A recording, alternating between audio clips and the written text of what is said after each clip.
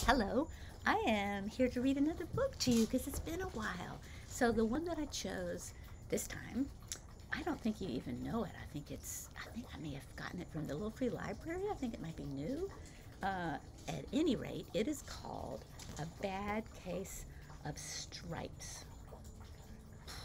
She's got stripes, but it looks really beautiful to me, like rainbow stripes or LGBTQ stripes, right? It's by an author named David Shannon. And I have not read it all the way through yet, so I'm going to be really interested to see what it's about. Okay, A Bad Case of Stripes. Now, the interesting thing about the title page is that it not only has really beautiful colors in stripes, of course, but it's got a bunch of lima beans.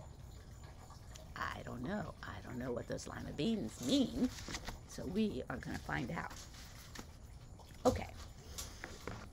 Camilla Cream loved lima beans. So the lima beans come into the story straight away. Camilla Cream loved lima beans, but she never ate them. All of her friends hated lima beans, and she wanted to fit in.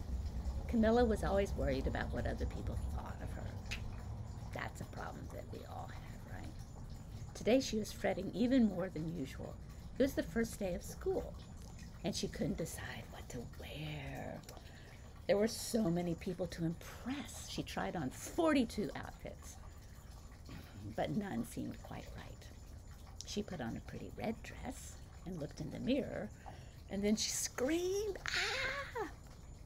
Here she is in her red dress, or not actually in it. She's holding it up in front of her, and look at the expression on her face. She's not happy about this red dress. I am not wearing red today. I'm wearing my black and white flannel shirt because it was remarkably cool this morning. But you can see that I don't have it buttoned up because it's getting kind of warm. Okay, next page. Her mother ran into the room and she screamed too. "Oh my heavens," she cried. "You're completely covered with stripes." This was certainly true. Camilla was striped from head to toe. She looked like a rainbow. Mrs. Cream felt Camilla's forehead. "Do you feel all right?" she asked. "I feel fine," Camilla answered, "but just look at me." "You get back in bed this instant," her mother ordered. "You're not going to school today." Camilla was relieved. She didn't want to miss the first day of school, but she was afraid of what the other kids would say. And she had no idea what to wear with those crazy stripes. So here she is. Look, she's got a thermometer in her mouth and her little nightshirt on. She's pretty cute with those stripes. That afternoon, Dr. Bumble came to examine Camilla. "Most extraordinary," he exclaimed. "I've never seen anything like it. Are you having any coughing, sneezing, runny nose, aches, pains, chills, hot flashes, dizziness, drowsiness, shortness of breath, or uncontrollable twitching?" "No," Camilla told him. "I feel fine." "Well then," Dr. Bumble said, turning to Mrs. Cream, "I don't see any reason why she shouldn't go to school tomorrow. Here's some ointment that should help clear up those stripes in a few days. If it doesn't, you know where to reach me." And off he went. Here, Camilla is sticking out her tongue so that Dr. Bumble could look at it, and even her tongue is striped. Should I stick out my tongue right now? I don't know if you want to see Grandma's tongue. You saw it. It was quick, not striped. The next day was a disaster. Everyone at school laughed at Camilla. They called her Camilla Crayon and Night of the Living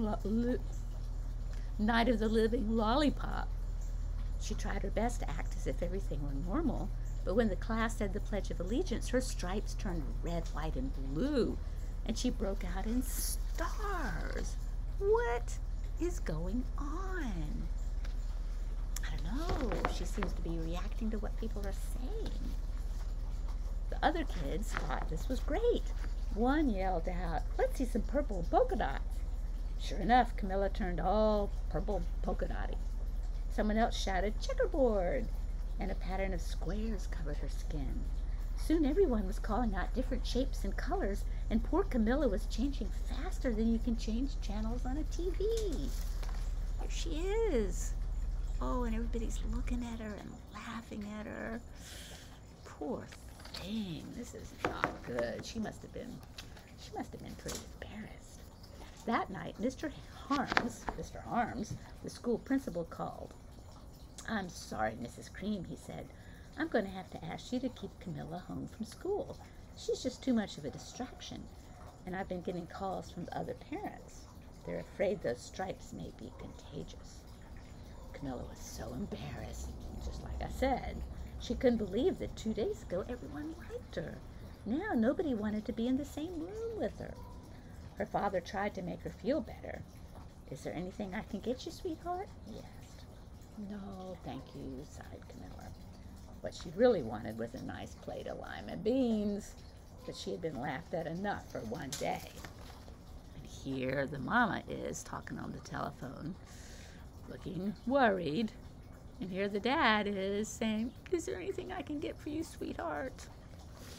Her parents don't know what to do. Well, yes, I see," Dr. Bumble mumbled when Mr. Cream phoned the next day. "I think I'd better bring in the specialists. We'll be right over." About an hour later, Dr. Bumble arrived with 4 people in long white coats. He introduced them to the Creams. "This is Dr. Grop, Dr. Sponge, Dr. Cricket, and Dr. Young." Then the specialists went to work on Camilla. They squeezed, they jabbed, they tapped.